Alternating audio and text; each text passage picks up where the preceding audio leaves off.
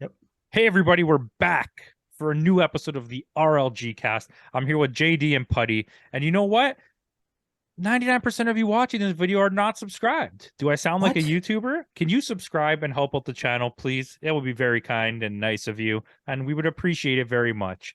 Drop a Have you hit like, that like? drop a Have you hit comment. that? Did you hit it? Have you hit? Did you Have you subscribe? hit? Do Have it Okay. you now. hit? Have you hit So that we have like a button few right now in topics 5 here, seconds? and I'm just going to cut Putty off because nobody cares. And Wah, I wah. think we should start off with Star Wars. We just came off. We did our Mario review earlier in the week. We did our Mandalorian review early in the week, and I did pause. If you watched it, you can go back and check to hold back something I wanted to say. So recently announced. Let's get out of the way. I don't know if we talked about it earlier with the cancellation of the movies that were being made by Patty Jenkins and Kevin Feige. According to everyone in upper management at Star Wars, Kevin Feige's movie was never going to happen Yeah. anyways. So we are getting a movie 15 years down the line that will have Rey with who will be played by Daisy Ridley, which makes me happy because I like Daisy Ridley and I thought she was fine in those movies. I think the writing was just bad. Mhm. But now we're also hearing that Finn may be back as Yeah, John Jonathan Boyega. Boyega is Well, going to that's sign on, because which would also be nice. because there's a lot of controversy, and they are right that when they first promoted the first of the Star Wars movie, the Disney, what do you call it, the Force Awakens, um, you saw you noticed John Boyega's character was like forefront of, like, he came up as a stormtrooper. They show him a lightsaber. They were forcing the whole miscommunication of him being a Jedi. And because if you look at that old one, it was like, they were saying that was him. So there's a whole big deal online of people like, that's not fair. You misled us, that kind of thing. You didn't give Finn the proper storyline. And apparently the actor John Boyega said he didn't like it back then, but now he's like, okay, I actually liked how my story went. So It was a fresh take. I'll give him that. It was a stormtrooper that rises through the ranks, then has second guesses and joins the rebellion or the alliance. It's a great story to tell, and I think they could have focused more on that. Yeah, On I that agree. story. Yeah. most of this new trilogy was subverting expectations. Mind you, Force Awakens is one of the best Star Wars products they've ever made, and I will die on that hill. I do like the second movie, but I think that it tried too hard to just spit in Star Wars face rather than being subversive. It kind of just was like, no, you're losers. The third movie is just a big mess, but it's fun. The what I think here is with this movie, what's going to happen, and it might not be exactly, but I think there's going to be a linking point here, and we're going to go back to Mandalorian, back to what I wanted to say. The Mandalorian is going to end with Grogu leaving. They're gonna either out of for his safety or whatever, they're gonna put him somewhere. He's gonna stop being part of the story. He's gonna vanish for the entire section of the sequel trilogy, where that's why no one knows that he exists, because he's on his own doing Yoda things. Who knows where he is? Mhm. Okay, maybe he's in a cave or Maybe in he a goes to giant worm. Dagobah. Maybe he's in Dagobah. And Anyways, and I want to stop you there. I just want to throw one in there. I feel like also Din Djarin's death would also be a fuel that would be a great catalyst for him to go into hiding because of the pain. sure, and it Or could turn be to the dark side. no. What I don't think that's happening. I think there's genuine. This is going to be our, like, Rey failed as a character because of the writing and the reception by the fans. Okay, we don't have Luke anymore, so we can't bank on it. They're all dead except Harrison Ford, and nobody likes Harrison Ford in real life. So, I mean, you could always bring Short Round, I forgot his name, as one of the main characters, but um he's going to be the future, I think, of this franchise. And the way I see it going, maybe you guys, what you said. So let's just say Din dies, he gets sad, but they have to put him in hiding because the new Imperial, whatever they're called, I forget, the first order is coming, and they're gonna hunt him down. So they're like, we got to get him hidden. So while he's in hiding, he decides, let me find through the Force my ancestors, which leads him to Dagobah, where he meets the Force ghost of Yoda and does training. Blah blah blah. Who cares? Okay. Skip down the road to Rey doing this. He's now been a trained bounty hunter. He has the Force, but he's living the bounty hunter lifestyle. He stumbles upon Rey and her school. She feels the Force in him. The movie basically is her helping him become who he should be so that he can take over as the new Luke, the new guy who's going to free us from whatever's happening. Because you're going to have to build a whole new First Order type bad guys because we've destroyed them twice now, so that's not going to work. I think it has to be a lower level threat in terms of it's not a government thing anymore. It's like a Sith in hiding. Yes, it's a Sith group that is just killing everybody, all the main people in the world. Who knows, right? Like a Darth Talon or something. But I do think his story is going to lead into Rey's story. Now, I will. Go ahead, buddy. Sorry. But no, I just want to throw on one thing you said, JD, and then I'll make it really quick. I'm just throwing out there. I kind of do. I hate saying it because I love Grogu being a good guy. The whole Sith idea, maybe even finding a way where he goes Sith and then learns how to balance between both good and evil, to where he is finally the balance they've been looking for. That could be a possibility. But I wouldn't mind seeing a dark version of those. I like their species, but I'm like, because he's already shown some dark tendencies. Yeah, in the Mandalorian. My only thing is, I think Disney won't explore that because even George Lucas said himself when he signed over Star Wars, he said, I don't want anyone to ever know of what species Yoda is. It was in the contract that Yoda's species never to be revealed. So that's probably what they're going to keep going with the Grogu thing. So like, is there other thing where like they have to be good guys too? Because if not, then yeah, there's potential to make a let's take this in. So you could have somehow, every time goes by, he's older now. It's teenage Groot, and Groot. But Gideon comes back as the Darth Vader type character. He's now been gone. He now has the Force. He's used some kind of artificially science fiction-y things to give himself the Force. Okay, and now he's half robot, so he also has like the power of a droid. Like he's physically very strong. He has all the skills of a bounty hunter. He's a skilled fighter in the field. He's also very smart. And now because he's I honestly think Gideon is a descendant of Mandalore.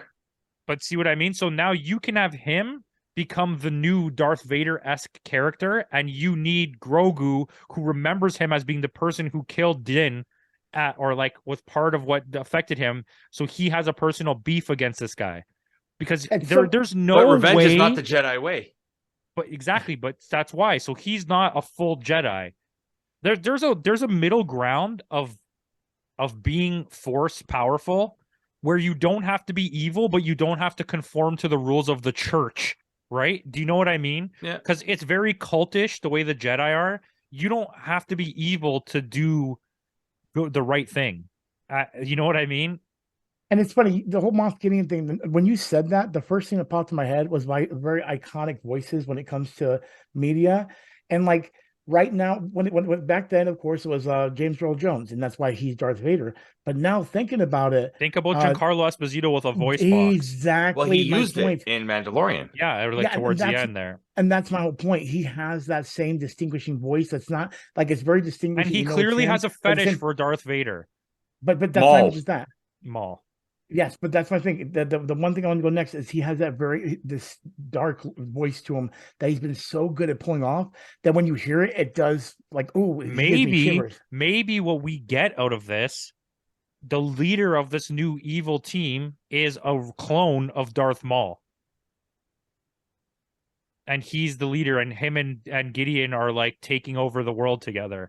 He's the new Sith Lord what's the Darth Vader called? The Emperor, would be Darth Maul, and the Sith Lord would be Esposito. Yeah. Phil Esposito. But I'm saying these are not guaranteed things. We're shooting way out of the box now. But I mean, these are logical things that sometimes, if they can clone Palpatine, why can't they clone Maul? And these are companies that kind of have done what the fans wanted. So I feel like these are smarter ideas. Don't lean into my idea. Obviously, I'm nobody, but I think there's good nuggets there. Don't be like WWE and ignore your fans. When somebody loves somebody, when the crowd is backing somebody, your first instinct shouldn't be to shut them down. It should be to see where we can ride this to. Do you know what I mean? Yeah. Like Grogu's so popular that the subversion of making him bad doesn't further your storyline. It only makes everyone upset. I'm still every single day I go to Amazon waiting for the Funko Pop of IG-22 to come out. That's how much I want that to exist in the world. It's gonna But that's happen. how. But that's my IG-12. point. Oh, I said 22, didn't I? Sorry, IG-12. I was thinking No. 11. I doubled it No. anyway. No. Wait, what? No. Oh yeah, yes. But that's my point. That's that was good. but you actually really got me on that one. Anyway, my point to the whole thing is that these are things that are really charming that worked for the charm. You know what I mean? Like, we were talking about, like, we can bring back like Jar Jar Binks when they were trying to make that appealing to kids. It just didn't work. This has Grogu been such in this regained the charm of season 1, because in season 2 and in Boba Fett, he kind of just got annoying. So, I mean, I really like what doing. I hope we get more Boba Fett and they kind of correct course. I'm excited to see Ahsoka and what they could do with that.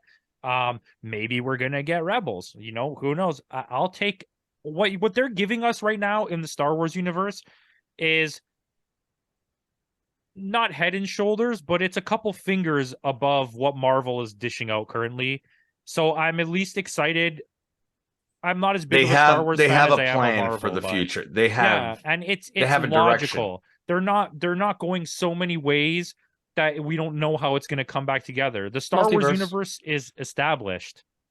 It's so funny. And now thinking about this, now we're having this conversation, I'm realizing one thing. Marvel's good, or I say Marvel, Disney is good at starting a franchise off from the beginning of its run with something new. Like, for example, taking the case Iron Man to the Avengers, okay? It feels like Mandalorian is setting up for, like we said, we're bringing in Ahsoka, there's Boba Fett. They're doing the same thing they did with the original run of Marvel, that they're like growing it because they know these characters. And I'm talking about not Catherine Kennedy, but I'm talking about fucking, John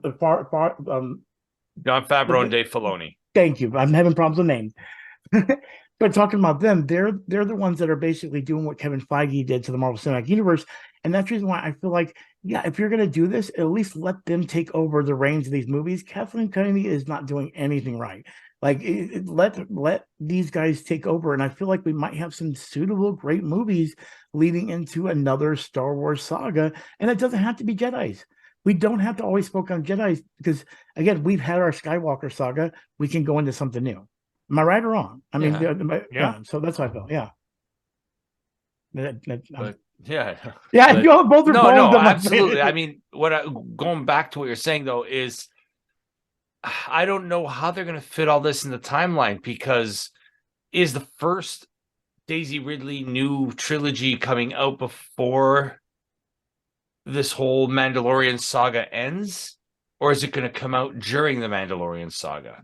Because they got to meet somewhere in between, right? Like, they can't have Kathleen Kennedy and them telling their story on their end with Daisy Ridley, and then Jon Favreau and Filoni telling their story with the Mandalorian and Grogu, and then when they meet, it's going to be like one discombobulated mess. That's what I'm concerned about with this whole situation. And you said exactly what I'm afraid of too. So, well, this is one thing I want to say, and we're ending Star Wars talk. They need to make sure, and this is like, I don't want to say like disrespectfully because he's no Zack Snyder, but J.J. Abrams needs to be far, far, far away from this project. They need to make sure that real writers that not only have nostalgia for Star Wars, but understand where Star Wars is trying to go, and also are able to write a story, a science fiction fantasy story that takes place and that could be not even Star Wars. Do you know what I mean? Just write me a good story and then apply Star Wars to that story. Don't write Star Wars and then the make first a story. Guardians was the best Star Wars movie that wasn't Star Wars. That's true. And the second Guardians was the worst Guardians movie that was Guardians. So moving on, staying in the same vein of idea, Putty, I'm sorry for this, but we know that Strange New World season 2 is coming in June 15th. I'm very excited. Yes. We also know Discovery's coming back for season 5 for sure, early 2024. I'm kind of interested on that because that's a time jump, 150 years or whatever it is into the future. So, which nerds get ready. Picard season 3 just ended.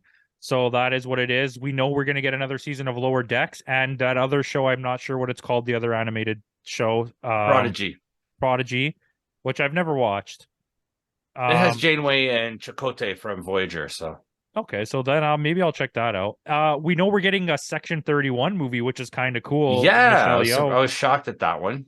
That's some good news for Star Trek fans. And then also we know we're getting an currently not named Starfleet show. And hashtag Star Trek Legacy. Let's get that going. Yeah, let's go. There's a lot of interesting stuff happening in the Star Trek and Star Wars universes, and I think it's time for fans to just enjoy it. And if you're a sci-fi fan, and like we were also getting the return of David Tennant in Doctor Who this year, so like if you're a sci-fi fan, this year is the year. This is definitely the year. Strange New Worlds has a lot to live up to, a lot. Yes. So jumping off that, we'll get into the Mario talk quickly. We did the review the other day, and it's making a killing at the box office. We won't name numbers because we're going to get another update by the time this video comes out. But it's up there. It's probably passing $1 billion by the time this video's out. Is he going to put on the... at least it's not the mask. What a money-making machine. Like, yeah. I can't understand how we knew that already, doubted us. Like, the amount of people that told me that I was wrong, that I'm like, everybody knows Mario. It's not like Marvel or DC. Every single person has played or knows of Super Mario. What this movie benefited over the last movie was they recognized the characters. They saw the characters with the Mario in '89, whatever it was, with Leguizamo and 93, whatever 93. It was. It was way too different. It wasn't as recognizable as, like, you didn't know who these characters was because it was a live action. What this benefited from was the fact that it was an animated movie. It looked exactly like good, and it looks exactly how you know what they're supposed to look like. So can I tell you something that I found out recently in an interview with the directors of the '93 movie? Was a guy and his wife. I can't remember their names off of my head. So the husband did an interview recently where they asked him about the new Mario and like, how did your movie turn out the way it did? And you know what? I'm not going to sit here and stick up for them because I watch a lot of like those documentaries about the making of it, and they were like huge pieces of garbage. Yeah, everybody's drunk and high on set. Yeah, and it was all because those directors treated everyone so poorly. But he said that the movie had a different ending originally, and Nintendo nixed it. So what happens at the end of the movie is they're back in Brooklyn, and it's a post-credit scene where they're getting asked, like, what happened, like, tell us, and they're telling the story to a group of people, and you don't know who these group of people are yet, okay? And these group of people end up being Nintendo, who are going to make a game based on their adventures. So this is like the true story of where the Mario games come from. And I thought in my head, that's a pretty cool. That's a good ending, yeah. Because now the games would obviously not be realistic like how the movie have was. Shigeru Miyamoto in the group, and it justifies why the movie was so different than the games, because the games are just like a loose based idea on what they told them. Yeah. Well, it's funny you say that too, because here's the thing. There's one thing that we didn't talk about, the other thing, and with the whole Mario thing, I'm pushed to the multiverse thing. We'll get into that discussion a little bit later and everything. Because here we go. See, when I went and saw in theaters, I'm gonna give more of like a fandom atmosphere, because I was dressed up in a blue shirt with Mario on it, Mario hat. This was trimmed, mustache. Everyone was like, "Oh my god, he's dressed as Mario." So I had two people ask me for pictures, and then I also had a discussion with some people when I was waiting in the lobby. And the major thing was when I brought up the whole idea of like, oh, if they make a Zelda, their faces lit up. When I brought up those other movies. So then one guy actually, I told him, I said, yeah, I would love if they went into a cinematic universe. And as soon as I said that, they said the same thing. Oh, what if they made like Avengers Smash? Here's my thing. I know I bring up the whole multiverse thing, and I see JD already over like, oh no. No, have this. Okay, here's the reason why I'm bringing it up now. It's only cash cow.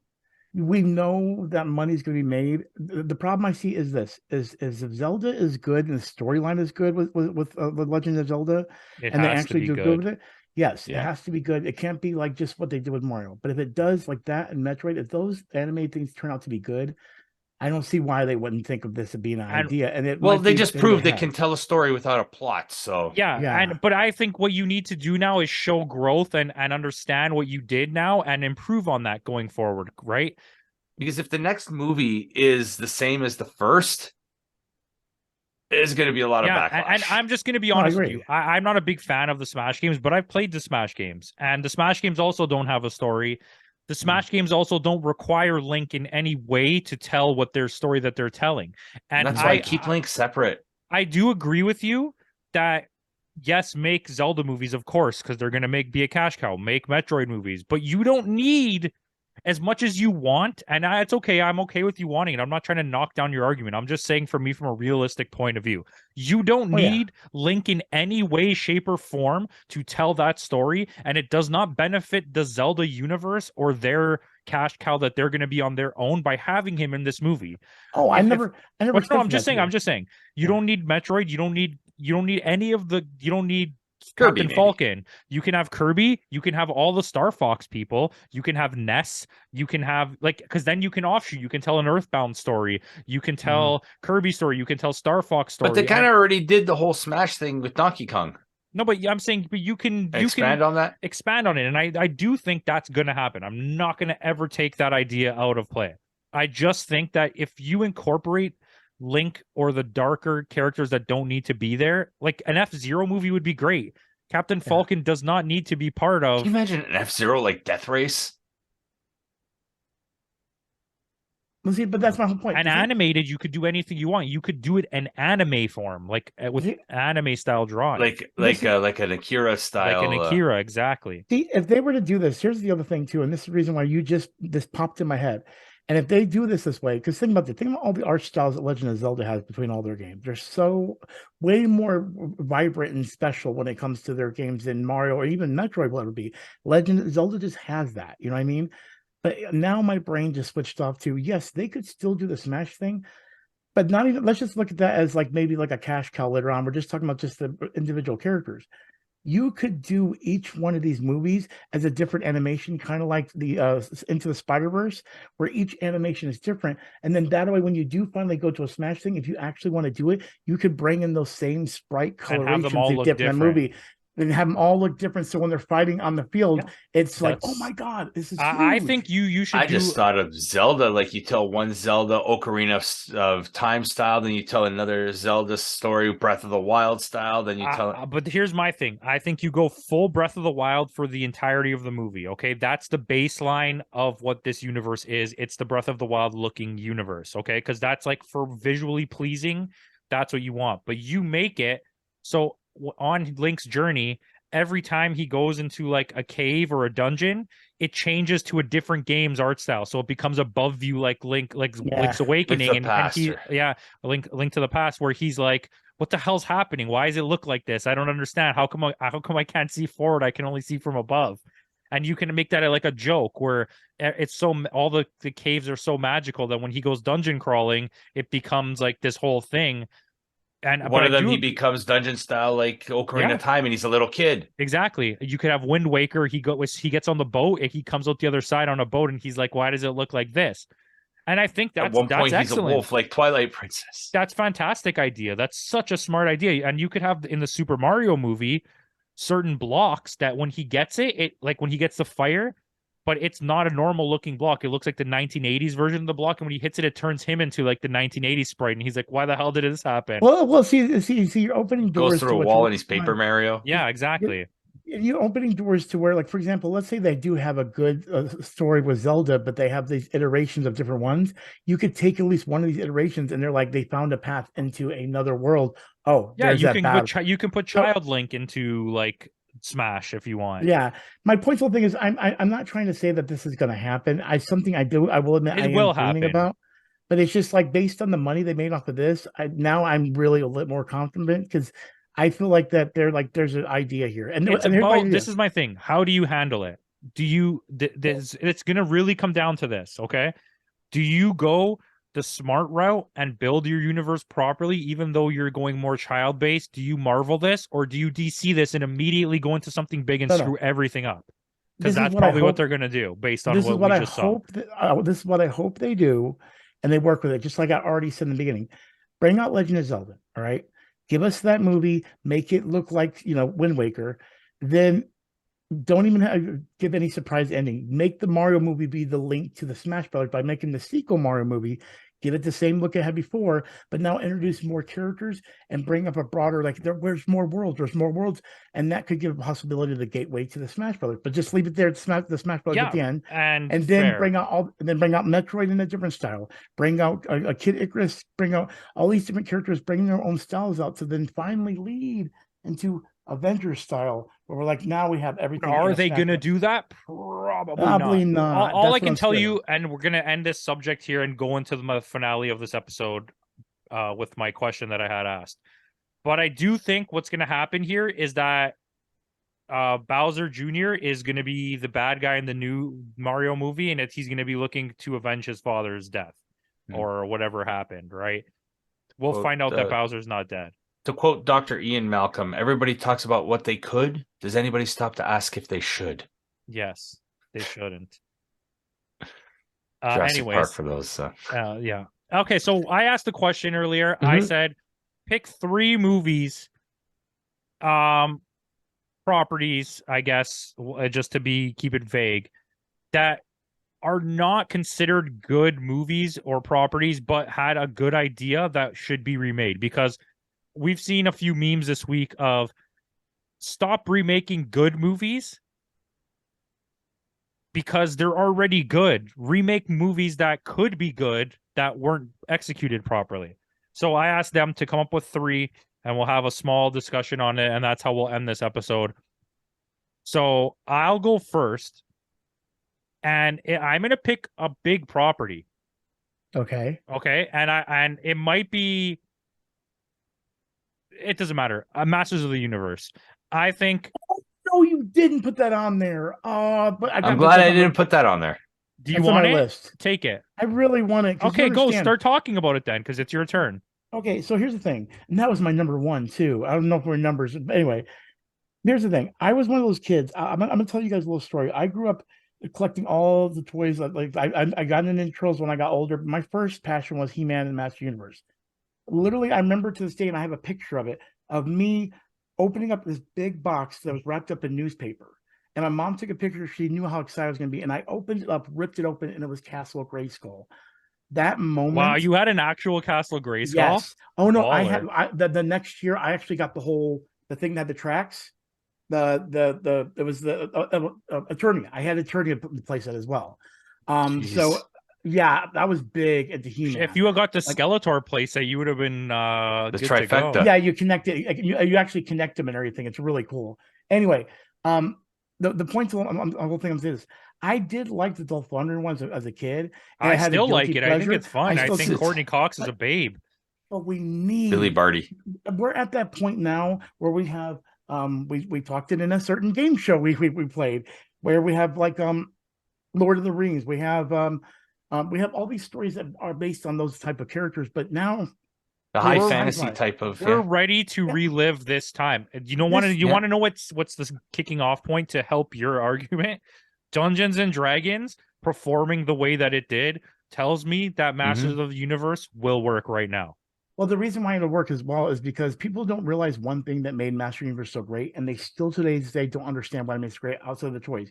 It was a world where magic and mechanics combined together. So all their things, like their creatures, like their mythological horses, will also have like bionic legs and stuff like that.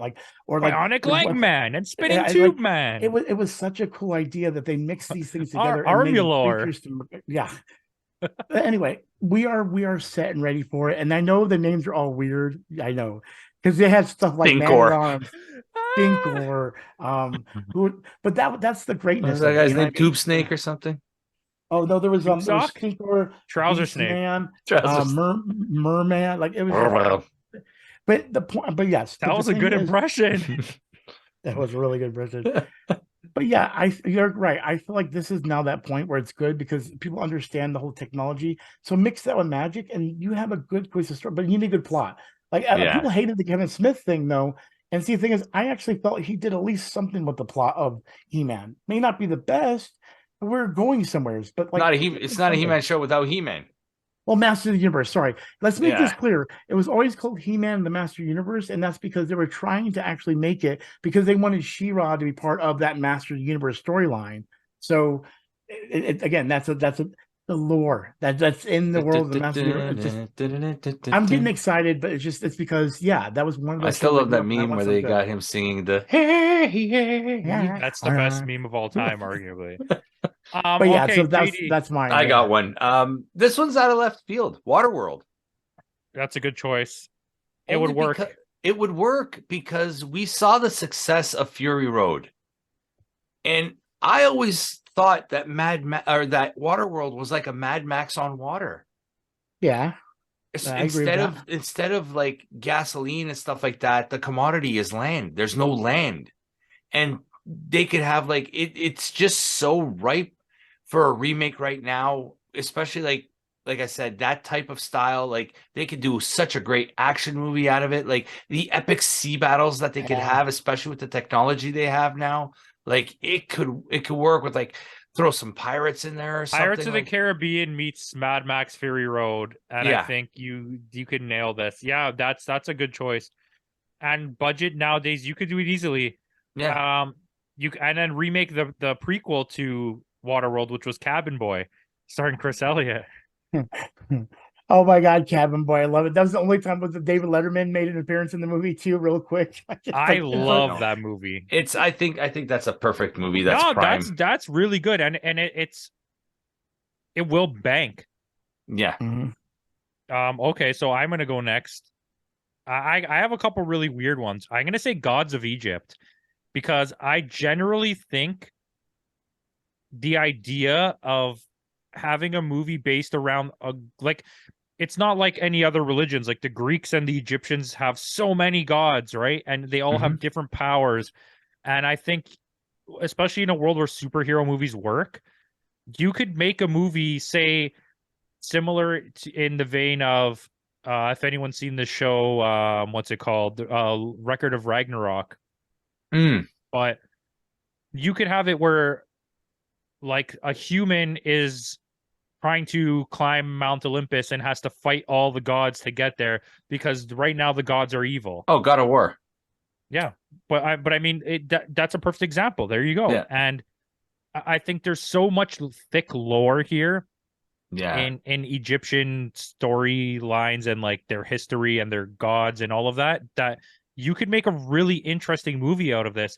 And it came out in an era of CGI nonsense, and I think if you took the time to write a proper movie and incorporate the cool action, like even a Zack Snyder style of action would work so well in this. That really like over stylized slow motion, it's raining, it's dark out, like you could do a lot with this. Yeah, I rest my like case. that. Putty, you have another one? Is it mine? Okay. Yeah. So unfortunately, I actually had these in order of like, I was leading up to it. So my number 3 is actually a little under the weather compared to He-Man in my eyes. Doesn't matter. Universe. But it compares to what you were talking about earlier, JD. And I feel like because of the new Mad Max movie, or the one with what's his name? Furiosa. Yeah, Furiosa. I mean, Fury Road. Fury Road, yeah. Fury Road, yeah. I would love, and this is more personal, of course, I want to see Tank Girl remade. But Tank I think this is a good time to do that. Yeah, Tank Girl feels like it's one of those movies that people don't know about it. It has a good substantial story with the whole like taking water from people's body. I mean, it fits that whole dynamic in that weird way. But then I just want to. You put Shotzi as the lead. Yeah. Well, okay. I could see that. I actually could see that. Well, I was thinking missed opportunity not having. I mean, Lori Petty was good, but missed opportunity having a Gwen Stefani who can't act at all. Yeah, right. But you know what? Can I ask you? Can I throw a caveat into your thing? Yeah. Would you take it as a TV show over a movie? Because I think I would prefer 100%. that. 100%, I would take it. Yep. Yeah. I just want Tank Girl. Tank Girl was one of those things. I read the comic. When the movie came out, I was excited. It was one of those comics that, again, it was one of those scattered, like you get the comics where they give you 3 and they're like comics that people don't care about. Yeah, in the bags. That's how I used to get Savage Dragon. Yeah, Tank Girl ended up being one of those, and when I got it, I was like, "Oh my freaking god, I love this!" So when the movie was introduced, I was like excited, no one was there. Like even when I saw Super Mario Brothers in theaters and actually saw it in theaters, there were a lot of people there. Tank Girl was dead, like dead at the rival. Yeah, but at that time it wasn't even so excited.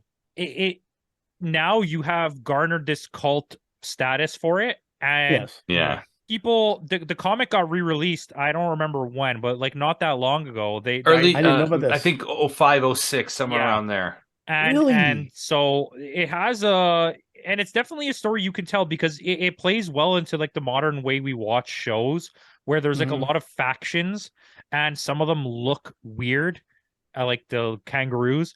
Yep. But I mean, there's a lot that you could play to with that, and I think that's a really good choice. That's a really good one. Yeah, it's just something I dream about. You guys know how much I've talked about Tank Girl. I love that movie. And I Oh, want it's definitely more. between Tank Girl and Pauly Shore in the Army now. Was that what it was called? Son-in-law. Uh, Oh, that's great. All right.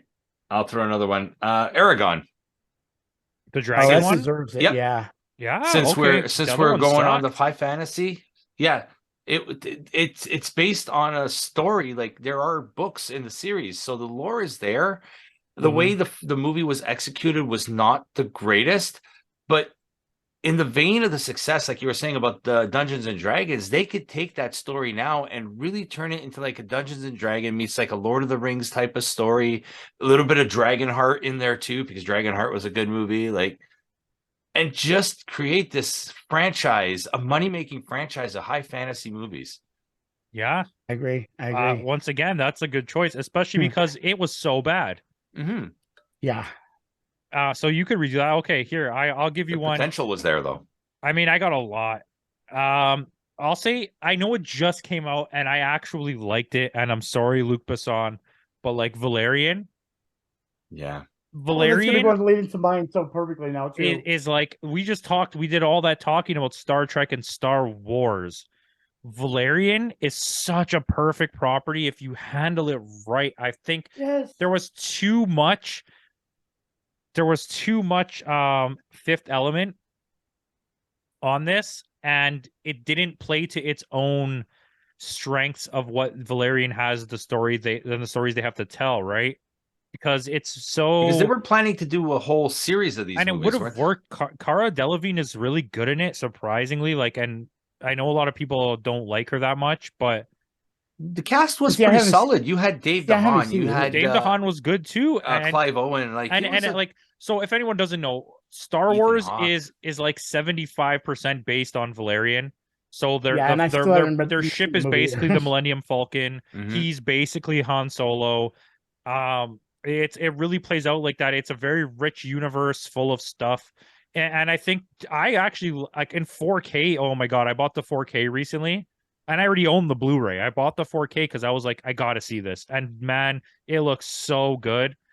But I think there's a way to do this better, whether it be through TV or through a movie series. I think it needed to be more streamlined and smaller. They went way too big in one movie. There's too much happening, and it takes away from it. So yeah, Putty. Well, I actually the Valerian. That was another thing with the comic books and everything. I didn't get to actually see the movie though, and so it was one of those bargain bin things that happened when I was younger either too. When it comes to the comic, but for me, the other one, and this was number 2, and this is a love kinship again. I read the books. I read the first book, and then I read the books combined all together, and then I read that twice, the encyclopedia. Please, and I actually liked the most recent movie. I know I'm dragging it on. I want Hitchhiker's Guide to the Galaxy. I read the whole encyclopedia twice. I actually liked the film they put in theaters. I was like, okay, this feels like it has the humor. I like that movie as well. Yeah, you had Martin Freeman and Mos Def. So I was waiting. Sam Rockwell and Pete Zoe Deschanel. So I was waiting for Restaurant at the End of the Universe because I saw this day one in theaters, and I was like, yes, we're going to get Restaurants at the End of the Universe. Nothing happened because the movie didn't blow up, and I'm so mad. And Hitchhiker's Guide to the Galaxy deserves. I watched the British series, and the British series does not put the book and give the book any love, but I still loved it because it was just the fake head. Goodness. I know it wasn't that good, but I still got something. Hitchhiker's Guide to the Galaxy. So when this movie came out, I was so excited, and then was dropped. Please give me a whole. That's universe. A good choice. Yeah. I really want it so badly. Yeah. I'll stick with the sci-fi theme because I got another one here. I got John Carter. Yeah.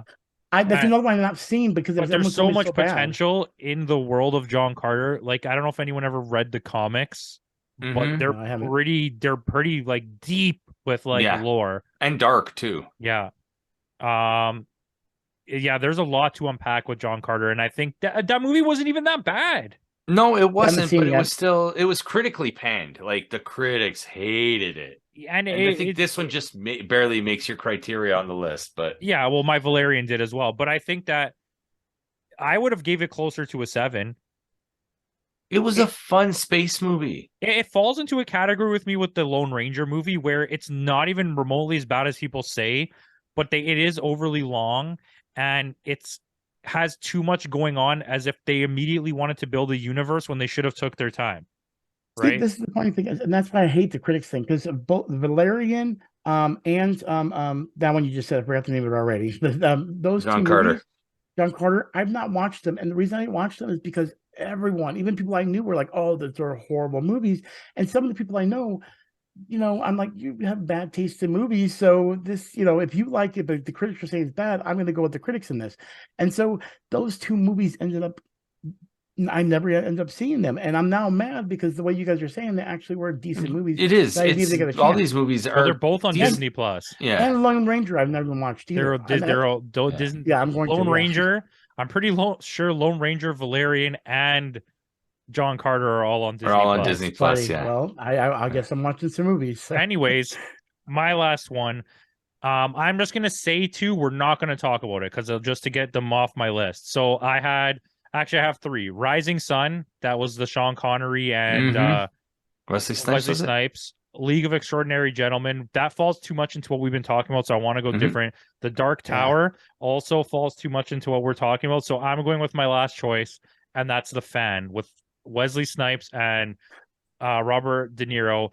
I think in the age we live in, where we put athletes on a pedestal and we also have all of this interaction with them with social media, and we feel like we know them, and they're like the last real celebrity that you can be so close to that you can reach out and touch them. Do you know? Because when you're watching a movie, you can't reach out and touch Jack Black, but you can. And at a concert, they're at like a distance away from you most of the time. At a game, you can reach over the side in a lot of those things. At a baseball game or a basketball game, they give you a high five, and it's a scary reality. And I think you could do a lot with that. Especially like the show that's on right now. I don't like it, but a lot of people do, and it's like basically about a guy who's just follows women around and gets into their lives. And I think you can make a whole show out of this where this guy is going to like all different kinds of sporting events and just putting himself into the lives of these people and forcing himself in, a la like What About Bob, but not comedically. They should remake What About Bob. I agree on that one, but again, What About Bob is also based on the actor that did it. That movie is not really based on the storyline. What About Bob is basically Bill Murray and Richard Dreyfuss. Yeah, Bill Murray. What's the Richard Dreyfuss movie that oh my god, where he creates a fake African like colony? Oh my god. Mr. Holland's Opus? No. This is gonna take a while. You guys talk. Well, another one I put some honorable mentions. There was talks there for a while. I don't know if it's still happening, but when are we going to Spawn? Spawn feels like it's coming. It's being in Spawn is coming. Okay, let's go MCU. What about our Howard the Duck remake? I would take God, that. right? And I mean, we already have the character in this. Oh, let's get a story. It's called Krippendorf's Tribe, where he's like a historian or whatever, but he makes up like a fake thing so that he can get popular, and he brings his whole family into it. Jeez. Anyways, that's it. Thank you for watching. Like, comment, subscribe. Let us know which one you would choose, and check out Johnny Donuts and maybe Putty.